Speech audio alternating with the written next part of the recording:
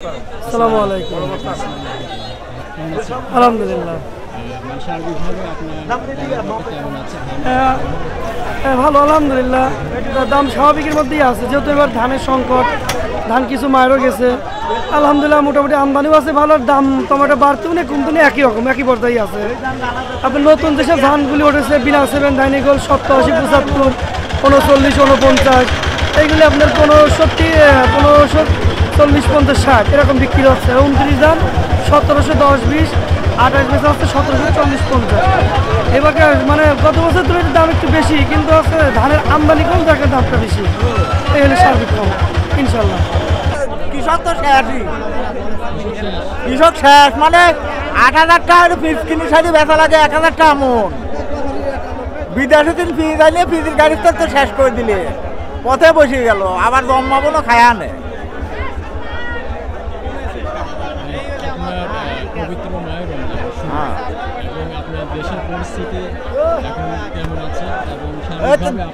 দেশের পরিস্থিতি ভালোই আছে, খুব ভালো যাচ্ছে দিনকাল, আল্লাহ রহম। মানে সমস্যায় পড়ছে কৃষক, চাকরিতে বেতন বাড়তেছে, সকলেরই মানে ধুলাই উঠতেছে, টাকা মরি জ্বালায় মরছি, শেষ একবার শেষ। নামানিরও জায়গা নাই, বাজারও কম।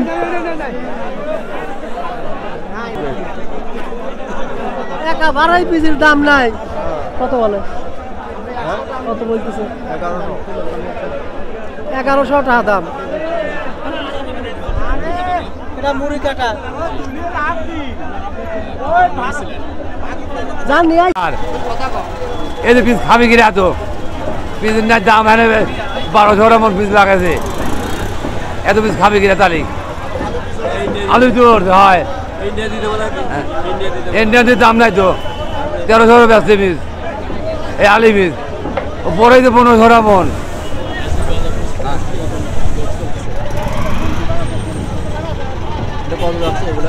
এটা 800 বেচছি, 800 বেচছি, হ্যাঁ 800 বেচছি।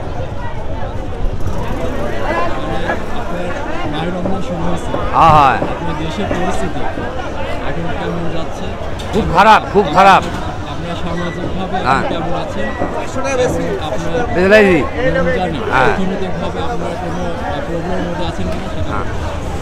যদি দাম নাই, এ তো 1500 মন পরে যা মারে, আর বেশি 1200, তাহলে দাম গৃহস্থ মাফিকা পারে। এক বছর সারা দাম 3000 টাকা, 3200 টাকা, তাহলে কীভাবে লাগাবি গৃহস্থ?